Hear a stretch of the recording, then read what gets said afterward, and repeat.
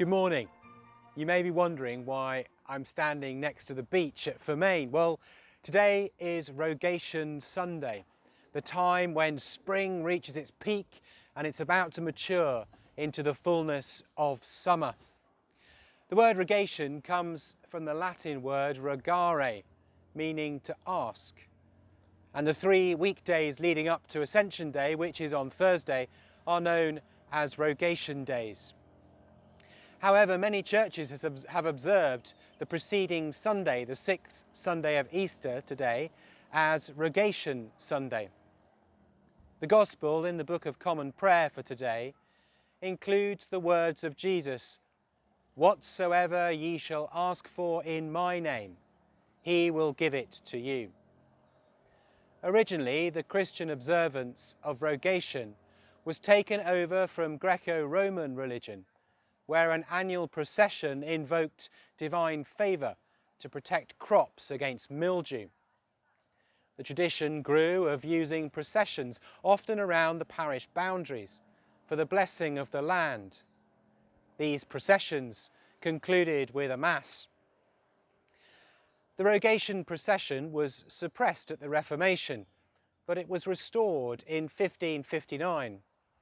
The poet George Herbert interpreted the processions as a means of asking for God's blessing on the land, of preserving boundaries, of encouraging fellowship between neighbours with the reconciling of differences, and of charitable giving to the poor.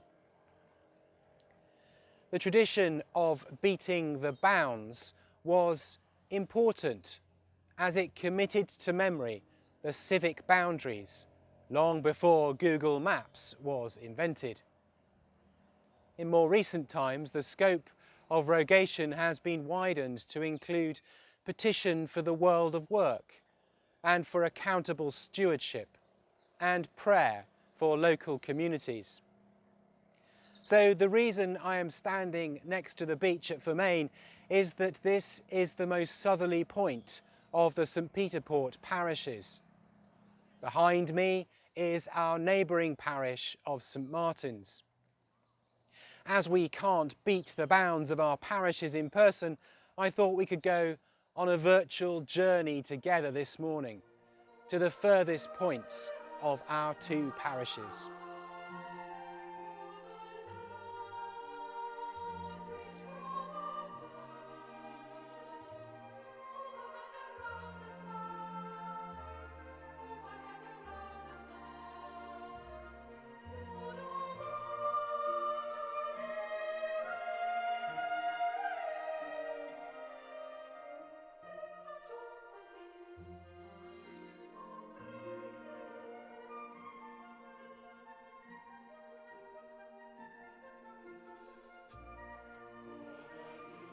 Here we are at Foot's Lane, the most westerly point of the Harbour parishes.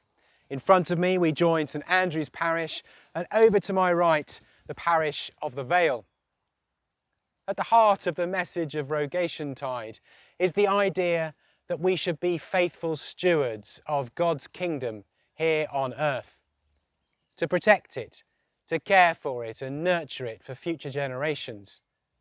The sustainability of our planet has been at the forefront of our news until recently.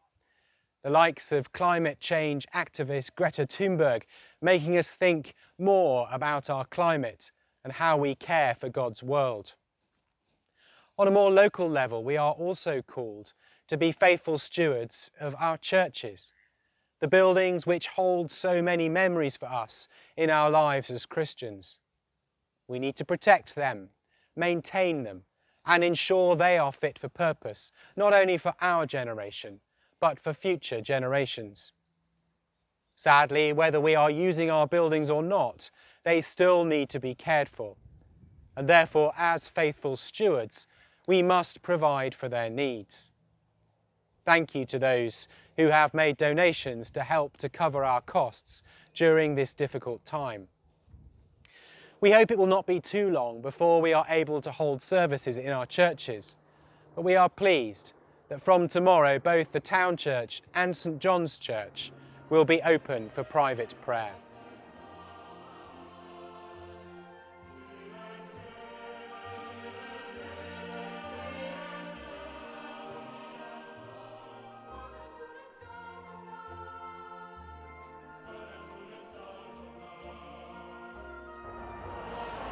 Here we are at the most northerly point. Here St John's Parish finishes, and behind me we join St Sampson's Parish. This last week has been Christian Aid Week. A Christian Aid Week probably like no other. In the midst of a global pandemic, those who were already facing life-threatening hardship and deprivation have had to deal with so much more. We are acutely aware of the need in this island during this time, but poor countries will certainly need our help to get through this pandemic. They are behind the developed world in COVID-19 reaching them, but when it does, their curve will be far steeper. 40% of the world's population do not have access to soap and water at home, making washing their hands regularly very difficult. 30% of the world's urban population live in slum-like conditions, making self-isolation and social distancing impossible. Governments and hospitals in developing countries are already overstretched. The UN warned recently that half of all jobs in Africa could be lost to COVID-19, and this would result in a loss of £220 billion worth of revenue. Countries like Sierra Leone and South Sudan have no ICU facilities, and Zimbabwe and Malawi report 1 ICU bed per million of the population. And the bottom line is that if we don't help to eradicate COVID-19 throughout the world, it could return. So we are truly one in this pandemic. Christian Aid encourages us to stand up for those in our world who do not enjoy the privileges and luxuries as we do. Please visit the Christian Aid website for details of how you can donate.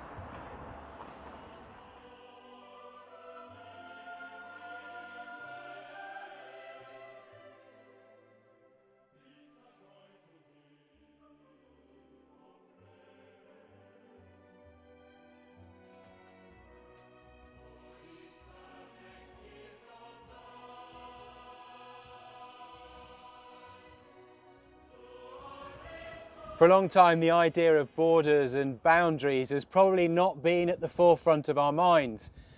But in recent weeks, it is the borders which have protected us and become increasingly important in keeping us safe. It's not possible to visit our most easterly point in the parishes, as this is the island of Herne behind me, which sadly we cannot reach at present.